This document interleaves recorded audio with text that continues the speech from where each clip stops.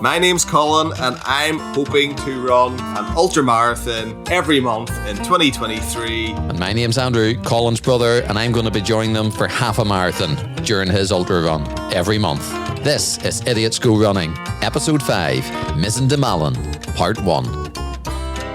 If anyone doesn't know what Mizen de Malin is, it's basically the lowest point of Ireland to the most northerly point of Ireland. It's 355 miles. And why is today's episode called Mizen de Malin Part 1, Colin? Well, this episode's about me trying to go from one marathon to 9 ultras in a row, and just about me trying to run the length of Ireland. So it's a very exciting episode. We have been hinting at it for the past few episodes about last year in the summer. Colin attempted to run Ireland, and we're going to get that story. But before we do, Colin, how's your training for this month going?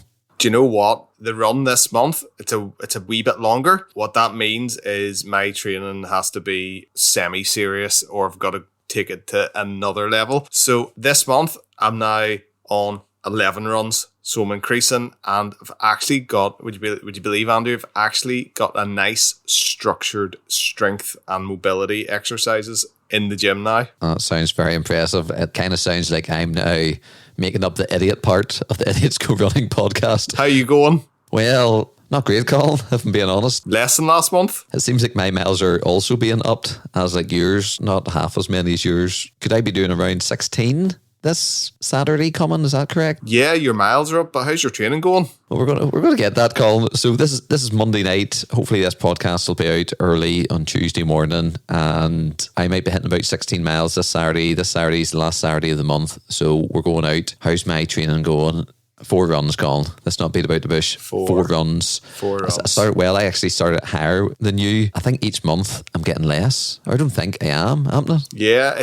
Was it 9? Was it 9 down to 6 and then down to 4? Yeah. And the 4th was only today because I felt like I had to get out today because we're recording this podcast tonight. So I can't come on and say 3. But there is reasons for this, Colin. Yeah, 3's like 1 a week. 1 run a week. The first 3 was done the first week of this month. And why? What put you off the rest of the weeks? I don't want to sound like this podcast has been repeating itself, but here in Northern Ireland, we have snow and icy conditions. Do you want to just cut this bit and just play the last month? We could just play the last month. Has your kids been sick? Has your kids been off school? Has it been icy? That was all you, but we did have snow, we did have ice, we had our kids out playing in the snow and all that good fun, but it meant I didn't get out running quite as much. And then there was sickness, you're right, we did have sickness in the house. You did. You know my running or lack of running more than I do. Yeah, we had sickness and all, so yeah, quite a number of things, and there's other projects I've got on in the background and it takes up a bit of time. So 4 runs, Colin, but I do hope to do another certain 1, maybe even 2 before Saturday. Certainly 1, maybe 2. I'm probably going to do a run tomorrow and maybe another run the next day, but it's going to be really slow because I have been getting a few issues, a few wee niggles in my knees and legs. Now, it happened the previous run where I got a wee niggle here and there, but it just hasn't gone away. I was speaking to the physio, and the physio was telling me that he thinks about 42 miles in the leg before it gets really bad. Did he actually say that? No, but it works out well because this run's about 42 mile. There we go. So your run for this month is 42 miles. Yeah. Where are you going to in this run? So I think I'm going to have to start good and early this one. Because 42 miles will take a bit of time, just with, as Andrew always says, our other commitments with life.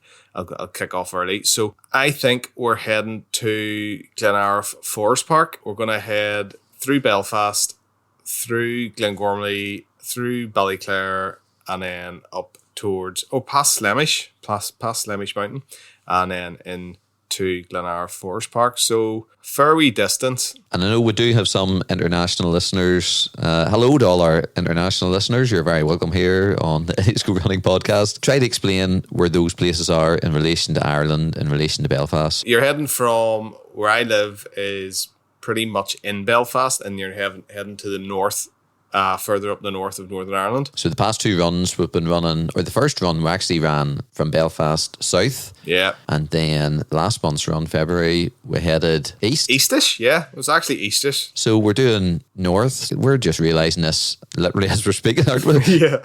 I presume next month we're going to be going west. What have we thought about next month? No, we have not. Of course we haven't. This is called Idiots Go Running. It's not. Make it up as we go along. We're running north, or you're running north. We're both running north, but you're running more than I am. 42 miles, and as I hinted at, I will be running around 16, Colin, do you reckon? Yeah, probably a bit over 16 because you'll have to park at Slemish, and then before you get started, you'll have a couple of miles in your legs when you meet me. This is different. Yeah, normally when I meet, this is different. Normally when I meet you, Colin, I get dropped off right where you are, but this time I have to park in a car park and then do a bit of running to meet up with you. So it could be in around 2 miles. I'll be running by myself. Do we meet somewhere? Yeah. And we'll take it from there. So that's quite exciting. I'll miss your first block of jelly. Well, you will miss my first block, or maybe 2 of jelly. I'm thinking of bringing, I don't know what flavour I'm going to go for. If it's strawberry, I think I've had raspberry, blackcurrant. I got pulled up on this by someone listening to a previous episode. Apparently I said in one of my episodes my next block of jelly would be blackcurrant, and it turned out to be raspberry. So apologies to that. This time I will go for blackcurrant jelly. And the season's a bit longer. I think I might need something else, Colin. So I'm going to go to the shop beside us and I'm going to look on the jelly aisle to see what else tickles my fancy, to see what else non-running food I can take. So that'll be interesting. Oh, it'll be interesting what you come up with next. It'll just be something as random as you can. Andrew gets into this panic mode whenever he goes to buy something. Goes in with a perfect plan.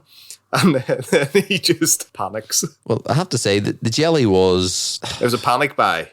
I don't know if it was a panic buy, but I wasn't doing it for banter or anything. I really was looking for something to give me energy. Yeah. And now it's become a bit of a running joke. And I'll be taking it in every run because... A running joke.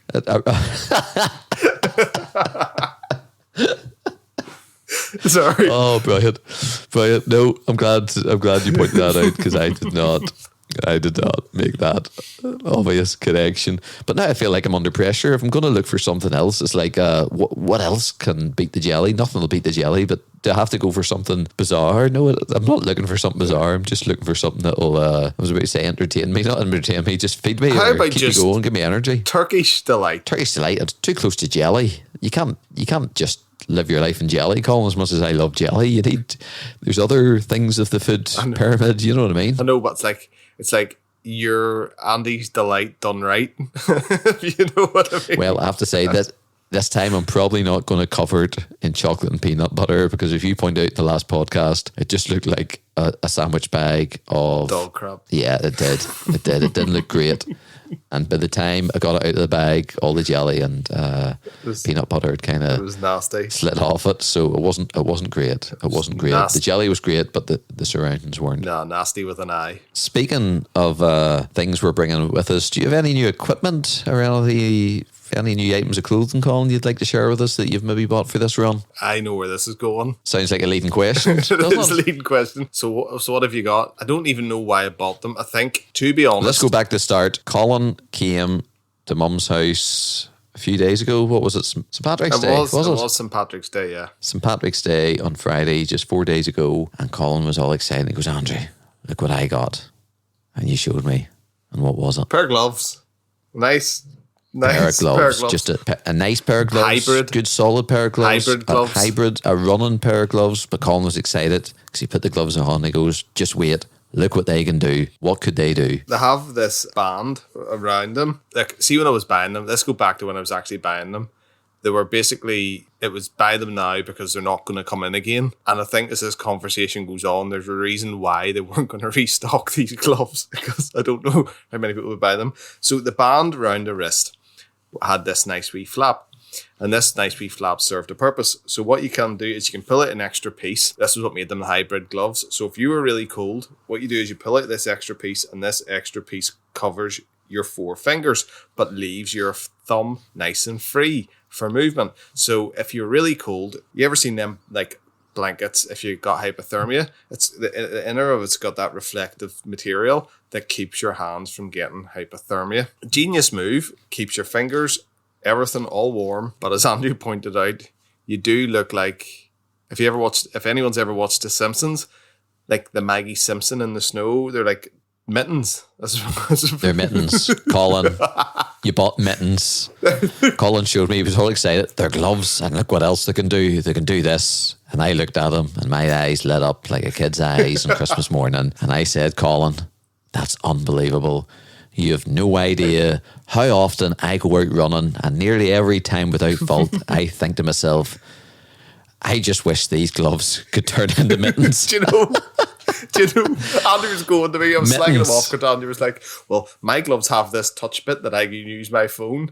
And just the conversation changed where I still had the mitten piece attached to my gloves. And I picked up my phone to show Andrew something on my phone, and I went to use it. The mittens don't work on the phone.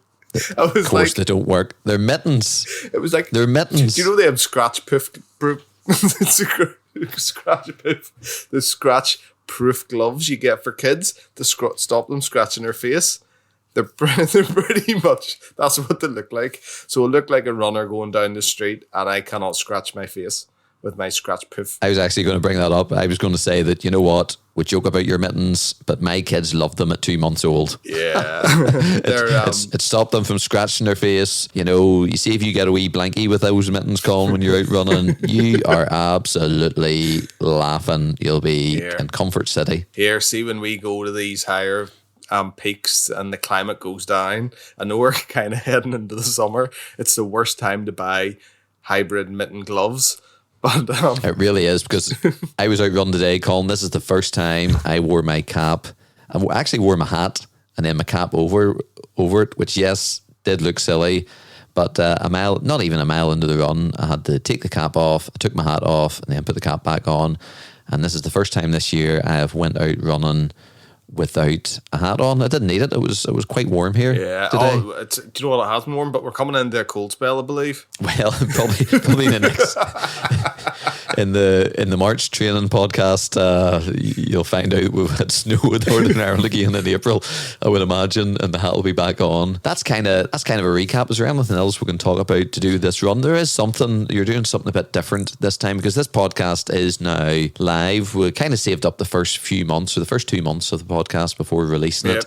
So everyone will now be getting this podcast live at hopefully be going tomorrow morning, and it's on Spotify, it's on Apple Podcast, and everywhere where you can get your podcast, you should be able to find Idiots Go Running. Yeah. So I think for this run, I'm going through a lot of places where I grew up. So I thought, why not just show people where I'm running?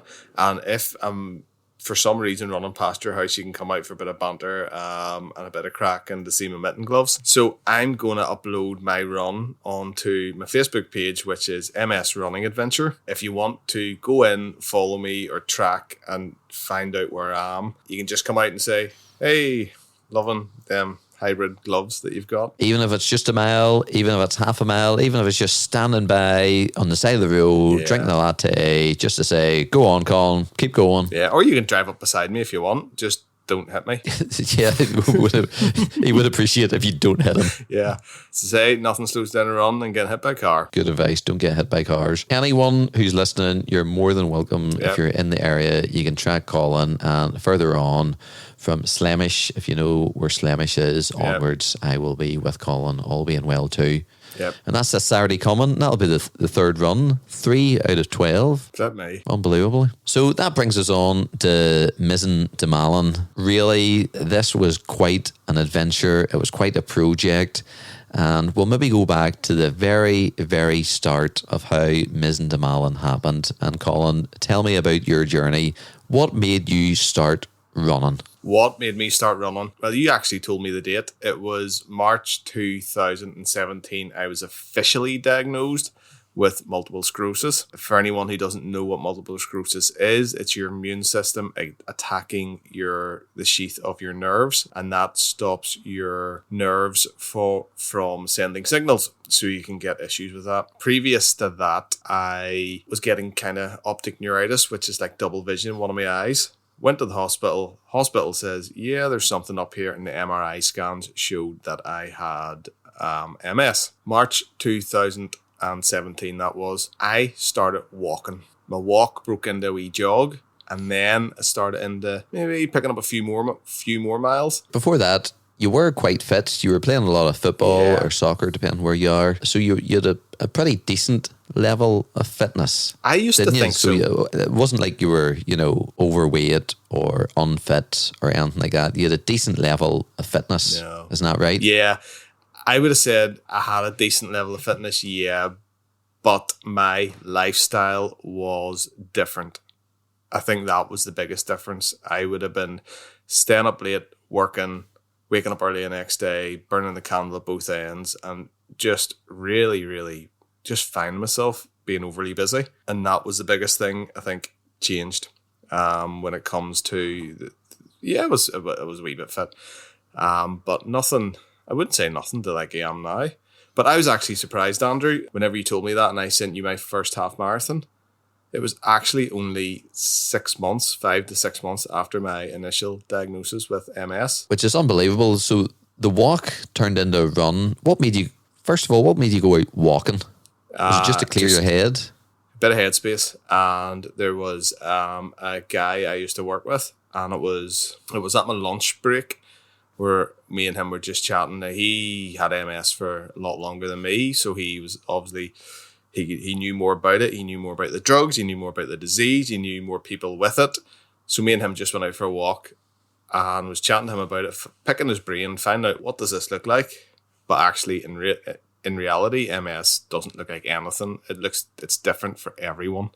So there's not one tick box thing that you can say tick tick tick. You have MS. It's literally just, as I was told once, you strap in and you just enjoy the ride. It's a roller coaster. There's ups, there's downs. Lucky for me, there's been more ups and downs. So yeah, I think that was what you were asking, Andrew. Yeah. So you started walking, and then what made you go to the next hurdle of running or jogging? I suppose it was my mindset. I started to think, how hard can I push myself? And I never would ever do a marathon. I was always really bad at training when it came to football. I was always the one who, if I could get out of running, I would get out of running. You didn't turn up to training. You turned up on a Saturday and you got picked ahead of people that went to training. So you were very, very good footballer, very good footballer. So you just turned up without doing training and got picked in the first 11. Yeah, a lot of the time I did. A lot of the time when I started to have kids, I just started to hit less training. I just turned up and I was always playing. I found a place in the pitch where I could just jump on and play. So then running, what made you think, I'm going to start running? Why not maybe go back to football or try something else? What made you decide to run? That's a funny question. Any crazy runners out there will know this. After my walking, got into a wee bit of jogging. The wee bit of jogging was okay. But then there was one day that I ran up my road, and I think the run only lasted maybe 2, possibly 3 miles if I was lucky. And I came back thinking, wow, that was a big run. But something clicked on that run. And I was just like, people say, oh, you've got the running bug. That's what it is. It's just this run where I was just like, that was me. I was hooked. In 3 miles, I was hooked. And I was going, oh, I wonder if I can run a bit further. And then it did run a bit further. Like, honestly, Andrew, it was only 3 miles. 3 miles. And I thought 3 miles was, well, I would say miles down the road. It was miles down the road, but it's like a mile and a half away from the house and a mile and a half back. To me, that was a long distance. And then, did you say 5 months after you got diagnosed, you put yourself in for a half marathon? Yeah, why not? So, what on earth, exactly, what made you go from, I've run 3 miles, now let's go for a half marathon? I didn't realise it back then. I just thought, I'm going to push myself and keep on pushing myself. And I still am in the process of pushing myself. And I thought, what if I could do a half marathon? Let's just go for it. And I was told the best advice was, when you're training for a marathon, just get to the starting line. And my training was nothing special. It was just run whenever I could. Book for the half marathon. And then I didn't realise it back then. But the best way to train is to book something. And then that's you. You've got this date. You've got this deadline. You have to be at the starting line at this date, ready to go. So you can either turn up and just be in pain, or you can turn up and be in slightly less pain. And that's the good thing about the challenge, what we're doing this year. We're doing a run at the end of every month, And it does give you something to aim for, doesn't it? It gives you a goal and gives you something to keep going for. It does, and you look forward to it, don't you? And you look forward to it. You look forward to it, and it makes you do runs that otherwise you wouldn't run. And that's saying something for me, who's only ran 4 times this month. But if I hadn't been for this, I'd do well to do one run probably this month. So March 2017, you're diagnosed with MS. I've got your wee graphic up ahead of me now. September 2017, you've done the Belfast Half Marathon, and the time, it looks to be a great time, Colin. I usually don't really say to people about my time, because time, it might sound crazy, I don't run to a time, and I don't really tell people my time. And the reason for that is, the first thing is, if someone's slower than you make them feel bad. And if someone's faster than you feel bad. So when you tell people your time, no one wins. Do you know what I mean? Well, we'll say it was under 2 hours. It was sub 2 hours. A fair bit under 2 hours, and it was impressive. It was comfortably sub. But I remember crossing that finish line, and what you'll know what I'm talking about. And I think a lot of people, when they cross a half marathon finish line, what's the first thing you think about? How can people do this again? This is the halfway point of a marathon. How could you turn around and go all the way back through everything that you've gone through again? And that was honestly my first thought. And then May Day, it was back when Belfast Marathon. 2018. Yeah. The next May, which is how many months after that? Another 6 months. I think I was still coming down from the euphoria finished half marathon when I booked the full marathon, Andrew. I'll not lie to you, thinking I can do a full marathon. So that their moment of how could people do this again?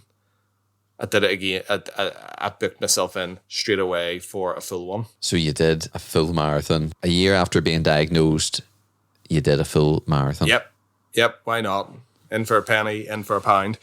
And then that was just, I would say the kind of rest is history. I just kept on booking myself in for marathons, half marathons, trying to make it more comfortable. But, and the times were all pretty around the 4 hour mark, which we'll say, without any real serious perfect training. For the first 2 or 3 years, I didn't do any strength exercises. I didn't do any mobility.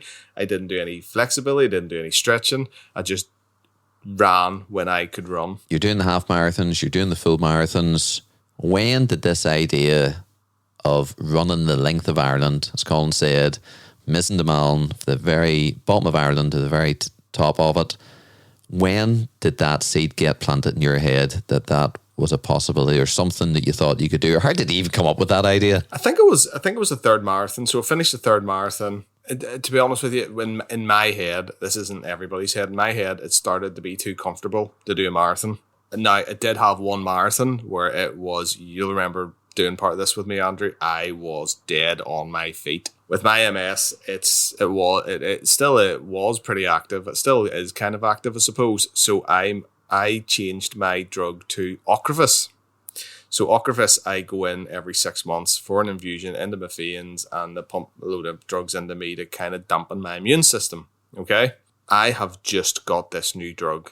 I don't know how my body's going to react to it. Now, when you say you just got it, how many days before the marathon? Or weeks or months? That's a funny thing. So I don't know how my body's going to react to it. And how long, what would be a smart time to then do a marathon after your first infusion of this drug? Smart time. Go for it, Andrew. Give me something. A smart time? Well, it's not called Smarties go running, like, is it?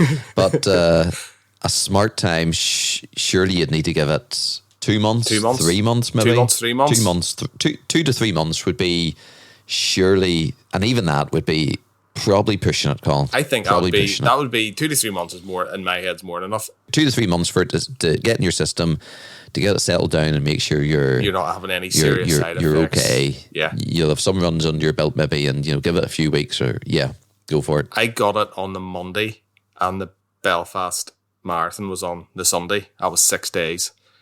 So I wouldn't advise anybody to ever do that. So honestly, and I'm not very serious very often, Andrew, but do not do that straight after. I don't advise it unless you want to do it. And if you want to do it, crack on. And that's any change in medicine, not just this particular one, really, isn't it? What made you do it? I had to do the marathon. Yeah. And I keep on saying, I want to push myself and I don't give up. And do you know what? The worst that could happen is that I don't finish a marathon. That's the worst case scenario. I can think of other worst case scenarios that could probably happen, if I'm being honest with you, which I'll not say. But yes, I think there's more worst case scenarios of just, I didn't finish the marathon. There's collapsing, there's relapsing, there's loads of other things. There's more damage than good. There's irreplaceable damage from MS. Did you speak to your consultant about this? Yeah, but my consultant was in the room at the time. And I was speaking to the girl who was putting the needle in my arm. And she says to me, she goes, "Are you allergic to anything?" And I was like, "Yeah." And then she sort of stopped for a minute and looked at me and I said, "Failure." And she just started gritting. Then I quizzed her. I said, "Do you think I could do a marathon? When is it?" And I said, "About 6 days' time." And my neurologist turned around and he says, "Colin, do not do that. We do not advise that. So when you're speaking to people in the medical profession, please do not do that. They will tell you, don't do a marathon. That's short, especially 6 days or less after getting infusions. They'd probably say a month, give it a month to settle down." But anyway, that was the hardest marathon I've ever done in my life. Yeah, I did the end of it with you. Surprisingly, your time wasn't that bad. It was around the 4 hour mark again. After the marathon, you could only walk maybe... if it was 10 steps, Colin, 10. You walked 10 steps and then you had to sit down. Yeah. Nearly on your knees, get up, walk 10 steps, sit down your knees. And you were in bad shape. You were in bad shape. I was grey. I wasn't feeling good. And to me, that was only a marathon to me. But it was just my body obviously being in shock from the concoction of drugs that was swirling around in it. And the Ormo Park isn't that big. Okay. So it's probably less than a mile to get out of it. It took me an hour and a half to get out of that park. And funny, we had dinner booked afterwards and Rachel was going, "You have to get home to get dinner." And going, I know, I'm getting there. An hour and a half it took me to get probably, I would say, Andrew, less than half a mile. It'd be less than half a mile, an hour and a half. Yeah. That's the kind of shape you were in. But yeah, that was my best marathon. And it was my slowest marathon. And why was it your best marathon? Because you just overcome these issues and you realize that not that you're unstoppable, but it pushes you to where you don't think you can go past. And I got past it and it was okay. And I'm not saying I prove people wrong, but I love to beat the odds. I love to just do something different. And I suppose that's where the MS kicks in. I would never run a marathon if I'd never been diagnosed with multiple sclerosis. Never. And I can say that now that I just wouldn't. I would still be working late into the night, playing football and eating 3 kebabs a week. And although you weren't, I said earlier, you weren't unfit, you were playing football, you came across a photo of yourself and the family. It must have been in around the time you were diagnosed. Do you remember this photo, Colin? What's this, the fat photo? I wouldn't call it fat, but yeah, it's the fat photo. Of course. You weren't really fat, but you were. It was a surprise to see that photo compared to what your current condition is now and what your current condition was at the time of looking at that photo. It was like, I never remembered you being like that, and you certainly never remembered you being like that. No, you had kids, and with kids comes kebabs and easy dinners. And you just, over time, I suppose, just put on a bit of weight. Yeah, you don't notice it. You really don't notice it. But Andrew, I would not have ran the length of myself. That's the difference. I would have went out and nearly cheated when it came to training. We'll say is a nice way to put it. Or if I was playing football, instead of, for example, running to get into position, I would have walked a position where there was space and waited for the ball to come to me. Whereas now I'm going to get to that position. So I'm more active and more moving. But yeah, looking back, I know you said I wasn't unfit. I wouldn't have said I was fit, Andrew. Well, you weren't too shabby. But nothing. I think it's all relative. Nothing. No. Nothing compared to what you are now. You had that nightmare of a marathon that turned out that was your best marathon. It was my favourite one because I had to push through the pain barrier. I had to push through something so hard. Like, you don't know what was going on in my head when I was pushing through. I was in pain. I had no energy. I couldn't walk. And it also should be said, not only did the consultant tell you not to run this marathon, family, myself included, told you not to run it. But stubborn, maybe a word could be used to describe you stubborn at times. Is that you just want to do your own thing. And I think, what's the word for when someone tells you you can't do that? Is that you actually turns into I have to do that. So there's times where we're playing board games or we're doing anything. You go, Flip, you can't do that.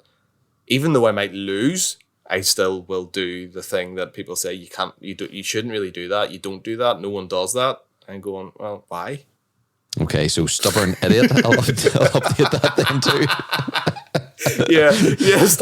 I'm happy with just maybe idiot. I think it's just don't tell me I can't do anything because I'll give it a go. And you've learned that. So then, how on earth did you come up with the idea of running Ireland? You said that you'd ran the full marathon. I was starting to get bored of marathons, and I thought, what's the next great step? So maybe finishing, well, at that stage, I had finished three marathons, 2 or 3 halves, whatever it may have been. I'm not quite sure of the numbers.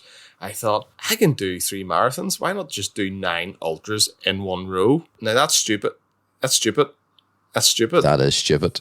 And now, originally, because to run the length of Ireland, you say 9. At one stage, you were going to go for 2 weeks, was it? Or 10 days, certainly, if I remember right. I floated about a lot of times, but I think it was just refined to 9 because once, here we go again, the family life. You know, it fit it in with our time. It fit it in with the support I could get to do this. It fit it in with maybe it's one less hotel, so you don't have to pay for the next hotel. So there is a time element to it. Because it's easy to say, oh, run Ireland in 2 weeks or 15 days or 20 days, but you've got a family, you're away from the family, you have to work, so you have to take holiday time. But what made you think, after just a few marathons, a few half marathons, why Ireland? Why run the length of Ireland? Why not do an ultra marathon or just 9 consecutive days? Just what on earth made you think that was the next logical step? Well, I say logical, and I've heard myself say it, and that's not the right word. Yeah. But you know what I mean. There's no real answer to that because the way you say that, there's no one in the right mind goes, I've done a marathon, I can run 9 ultras in 9 days, I can run the whole length of Ireland. Basically, we live in Ireland, so it's easy access. Mizen to Malin is a route that a lot of people cycle over maybe a week. And I thought I could run this in a week. And then I started Googling people, and people have done it, Andrew. So it's not unreasonable. And then the adventure of just going away for 9 days and running and seeing all these roads. Like, I love running. I love seeing all these fancy roads and strange roads and places I'll probably never drive my car on. And probably you couldn't drive your car on, but that's just later on down the line. Yeah, it was just the adventure and pushing myself to the limit that I never thought I could do. And you know what? Then it came to me thinking, if I can do this, I could raise some serious money for the MS Society. They were the ones that reached out to me in the early days. I wouldn't say helped me, but supported me or were there for me if I ever needed them. But I know a lot of people who have needed the MS Society. Yeah, they're an amazing charity. They're always there helping people. And I thought I can give something back and raise money for them and show people with MS don't have to go down this route of here's your therapy. And do you know what? Here's the reason. Here's why. And I think I've said this, and I've said it in the past, and I probably haven't said it yet in this episode. When you're diagnosed with MS, I suppose a lot of illnesses, people say, with medication, you can live a normal life. I was told that, and I understand where that comes from, and I understand what people mean when they say that. But to me, that was kind of a kick in the stomach, is going, what do you mean I can live a normal life? I can live a normal life before I had MS. You know, what's the difference after MS? It'll still be a normal life. There's nothing different to my life. But now I'm kind of pushing myself to say, do you know what? I can live an extraordinary life. I can do something special. I can push myself even further. I can show people that Colin has MS. And look what he's doing. So you can nearly inspire people by getting MS. And like, it sounds bad, but I would always take MS. I wouldn't change a thing in my life because MS is it weird to say MS has inspired me to do something better? Well, it's inspired you, and I know for a fact you've inspired me. You've inspired countless amount of people, and we'll maybe touch on some of the stories and some of the people you inspired, even just on your attempt to run Ireland. Some of the stories, the amount of people we met, oh, what are you doing down here in the south? And when you told people it would just blow their minds and opened up conversations, and we'll maybe get into that. Inspiration, beyond inspiration. And some people didn't care, Andrew. Some people just wanted to sell you a pair of jeans. Right, I don't know where that's coming from. I don't quite make the connection between running Ireland and having MS to being sold jeans. It was the guy I was chatting to and trying to tell him a story, and he just did not care. Oh, we'll get to that That's story. where I came Right, from. that really that's a part 2 or part 3 of this story. My goodness, yeah, let's not even go there. Sorry. That's Stumped you. and if you're listening, you'll find out about the Jean Man trying to sell Colin jeans, and all Colin wanted to do was tell a story. He didn't care. So you set a goal of running Mizen to Malin in the summer of 2022. When did you decide to go for it? What was the date? How long did you give yourself to say, I'm going to go do this, I'm going to go for it? The date was set as August 2022 or July 2022, sorry. It was the end of July 2022. Am I right in saying that? That's how prepared we are in this podcast, or how bad our memories I are. think it's once you do it, you sort of, not that you just put it to the back burner and forget about it, is that it's part of my mentality whenever I do stuff like this, is to move on and say, right, yes, that happened, I did that, let's move on to the next challenge. So I suppose it's partially my fault. So yeah, it was the 31st of July. I planned on being in Mizenhead to start my run. How long did you give yourself? Did you give yourself 6 days before the start of the challenge, or a bit longer in this case before this mammoth task? To do it, nine days. How much training did you give to, like, it was a year preparation? It was 6 months. It was start of the year. So it was literally the start of the year. 2022, you decided this summer, I'm running Ireland. I'm nailing my colours to the mast. Yeah, it was kind of the December time where I said I'm going to do this, and then I'm just going to hit the ground running. Start of January, I'm going to do 2 PT sessions. I'm going to start running, building up my miles, and then that was planned for the 31st of July when I was going to start my run. So it was a really intense period of training, and I stuck. Do you know what? I stuck to my training the way I said I would. I have to say, you had a quite a lengthy and quite a big training plan, and you really did stick to it every Saturday. Long runs. You done the strength training back to back. You know, you did prepare for this well. I thought certainly you give yourself every chance to complete this challenge. I said that. I would have said that, but then I hit the 2 months before I went to see my physio, and he says, Colin, you need more miles. He says, it's all good doing the strength. It's all good doing the gym work. He says, you need more miles. He says, this is going to be hard. Before you met him, before that meeting, what was your expectation? Did you think you were completing all this? day long. I never started to think that I can't complete something. I always go in saying I can complete this. Worst case scenario, I'll walk a bit longer. And you were completely confident. I know I asked the question, but I know the answer. You were completely confident you had this. And tell me, after meeting the physio, after he said you don't have enough miles, did you come out thinking he's a physio? I don't listen to people. I'm an idiot. I don't listen to people. I came out and I was like, oh, but I did up my miles. I was doing maybe plus 200, 250 miles a month. You did listen to him and up it a bit more again. I pushed myself even harder, so my miles turned into bigger miles. So I think the last 2 months were big miles, big months. I would have been out all day. I would have been out. But then it's not just that, it's testing what you're going to eat while you're there. So I was getting the nutrition. I was getting everything. I actually went to visit a nutritionist to see, you know, what should I be eating? How should I be eating? And she actually sponsored me with, I don't want to say medication, I don't want to say pills, but like a supplement to do the run as well. So you had the training plan, you had supplements, you had food. physio, you had food, you had in the background, and this is all you organising this. This is ground up you organising. You organised almost all of the hotels that you were going to be staying in. I had 1, 2, 3, 4, 5, 6, 7, 8 hotels that were more than happy to put me and plus one up for a night. Very, very, very generous. This is free of charge. A welfare van So I had a van with me that a person can drive and basically follow me. I had, what else did I have, Andrew? It's not like this was a team of people. Sometimes when you see these challenges, even celebrities, if they're doing marathon after marathon, day after day after day, they have a team. They have a team. They have a PA. They have a massive amount of support behind them. And even when they get to these places, they maybe have physios or ice baths or all these different things lined up. The food's being cooked for them by great chefs and all this business. This was you. This was you doing your full-time job, wife and 3 kids. Doing the training, organising this in the background. It was a big undertaking, wasn't it? It kind of consumes you for a month or for about six months. It was amazing, but like my work was incredible. On-track technicians are incredible when it came to this task. Like there was so much support from them. Your work was absolutely fantastic. Support from everyone. Like I had people out collecting money here, collecting money there, supporting me doing this, thinking what I'm doing is amazing.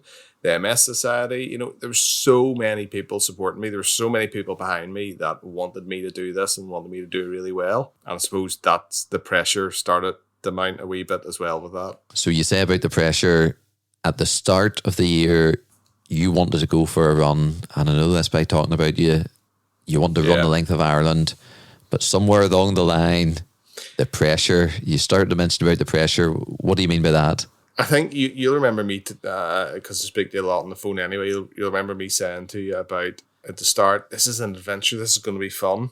Once the fundraising started, Andrew, it started to get a wee bit, people are talking about it, then people know about you doing it, then the more people know about you doing it, the pressure starts to build in the background going, oh, now I really have to do this. You start getting media interviews, you were in newspapers, you were on the radio. Once the money starts coming in as well, you're going, people have actually opened up their wallet and are giving me money to do this run. I have to complete this run. There's encouragement in that, but the flip side of that, there starts to be pressure that you didn't really foresee coming being added to this, because you didn't want to let anyone down. And how much money, I suppose we can jump to it now, how much money did you raise from this run? So far. so far. Well, you know where the story's going. It's not done until it's done. So far, £9,500. £9,500 for the MS now, remember, Society. This is post-COVID. So this is when people are actually opening their wallets, when maybe they don't have loads of money in their wallet, Andrew, to give. So I was going to do it a year prior to this, but COVID, thank goodness, COVID stopped, knocked that in the head. So this is the year. Is it year after? Is it when COVID was kind of finishing up in terms of seriousness? Yeah, 2022, certainly here in Northern Ireland, most of the world, we're starting to get back on track, really. And that's the other thing about the MS Society. So they provide all different types of courses for people. And what was happening was, with COVID, obviously, they weren't getting as many people in, and they weren't being as funded as well. And they couldn't do the street collections. That's a lot of charities. Charities were hit very hard with COVID because so much of that was just gone overnight. This is me trying to nearly give a bit back to supplement, because I know people who couldn't get into the MS Centre in Belfast, get to maybe the things that were keeping them from kind of going backwards. And keeping them fit, keeping them healthy, keeping them doing exercise. So why not just throw my hat in the ring and say, right, I'm going to do this run. And so that, I suppose, all that we're saying here, that's the motivation behind it. That's the pressure that was behind it. That is it's just everything was thought about this run, the adventure about it, the pressure about it, just kind of everything about the run we've kind of touched on there. And this is a very, very long episode. We did say it was part 1. We thought it might be 2 parts. We considered it might be 3 parts. Probably going to be a 3-part, Colin. I think we'll end it on a bit of a cliffhanger, because the week before your run, you had a rest week. Yeah, I forgot about that. The week before that, we had a holiday home in Portrush, which is at the north of Northern Ireland, the very top of Northern Ireland, by the coast. It was a great week. What happened to you on that week? Do you know what? We had a great week. We're having a great week. Everything was going. It was a fantastic week. Going class. Saturday to Saturday. Amazing. So then you would have a rest week, and the following Saturday your run would start, It was a great week, but what happened? I was walking out the front door of the house. Now, this step was standard size step. Nothing special about it. I was wearing flip-flops. And I think, was your wife Jenna beside me, or were you beside me? And I stepped. I wasn't even carrying anything. I stepped off the step, and it could only be described as a lightning shock from my heel up the back of my leg.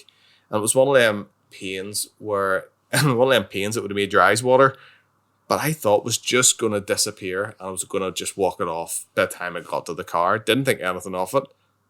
Andrew, did that pain go away? It did not go away. Spoiler alert. It did not go away. A week's coming up, and I'm sitting there going, what on earth did I do? I remember I was upstairs and I came downstairs, I walked into the living room, the kitchen, and you were just sitting there and you just looked at me and you told me what had happened, and the look in your face, I think I said, because, you're talking about 6 months of training, a vision that you've had for probably a year and a half now. Pressure. Everything we spoke about. Money raised, the pressure, the media interviews. You had literally done a radio interview the day before, I think. You've done all this training. You step off a step and you've hurt yourself. And I couldn't walk up and down the stairs. That's how bad it was. This pain lasted for whatever many days it was. And I couldn't get up and down the stairs. Literally could not walk up and down the stairs. I think I lost sleep over this, Colin. I think I absolutely lost sleep because I was just completely gutted for you, because I thought there's not a chance you can even make it to the start line. Never mind. Not a chance. I can't walk a length of myself at the minute. So we're a week before this and I can't walk a length of myself. So I rang the physio and booked an appointment with the physio. And do you know what he said? He couldn't find anything really wrong. So you went to the physio appointment? Of course I did. I have to give myself a bit of flipping chance. No, but this is after the holiday then. I was going to stop my holiday for a sore ankle, So you made the phone call. Yeah. You booked it in. Yeah. End of the holiday. You got down to the physio, and what did he say? He was looking at it, and he there was no explanation for it. There was no reason for it. Andrew, it could have been psychological. I could have been trying to get myself out of this Mizen to Malin run subconsciously. Like, there was no... He just worked on it. He massaged it. He showed me how to tape my ankle up right. He showed me how to make sure that, look, it might be in pain. If it happens again, to use this tape, and this is how you tape it. Even recorded taping my ankle and sent me the recording to say, do this before you start running. He says it'll not stop it hurting, but he says it'll just support it. And what were you thinking at this stage? At any stage during these past few days, did you think it's over? I don't know. I'm not lying to you. I don't know what I was thinking. I was just, you could tell I was gutted. I can tell you, I could tell you were gutted and you were concerned. But there was still time. There's always time. You said there was time. You were literally had a week. You were days. We're in the days now away from your attempt to run the length of Ireland, and currently you couldn't walk up a flight of stairs. And you know what? I think that's a great place to end it, this podcast. Just on that cliffhanger. That's part one. The next podcast episode we're going to record next Monday night, which will be 2 days after our next run. Hopefully come out on the Tuesday. So you're going to have to wait for part two of this particular story, because it's going to be around this time next month before we do part two of Mizen to Malin. But there's great stories, and there's probably going to be a part three also, Colin, there's going to be a part three. But do you know what's even like... do you mind me giving a plug to the future, what we've got coming up kind of things? Yeah. Of course, go for it. We've got Mizen to Malin, we've got part one, part two, and it's going to be a part three, because I was making notes on it, I don't think we're going to cover it. But we've also got another person who, with MS, is training for a ultramarathon. Amazing guy. And where is he training for this ultramarathon? He's living in America, in Ohio, and he's agreed to come on the show as an honorary, I think it was his words, an honorary idiot. So there's more of us out there. So, but he's got a really good story. Amazing story. Like, I don't know, I thought you think your story's good and then you hear someone else's story. It's the same thing as your times. You think your time's good and then you hear someone else's time when they're running. But yes, so we've got all this good stuff coming up. We've got Mizen to Malin runs, and we have another interesting story. Also, we've got our own run to Glenarive coming up. So loads ahead. And of course, all the other runs between now and the rest of the year. We've done 2, we've 10 to go. Hopefully we'll make it. Hopefully we'll stay injury free. And I think the only thing that's left to say, Colin, is my name's Andrew. My name's Colin. And this is it. Go running. Get in. You're getting the hang of this now, Colin. We'll see you next time. Thanks for listening.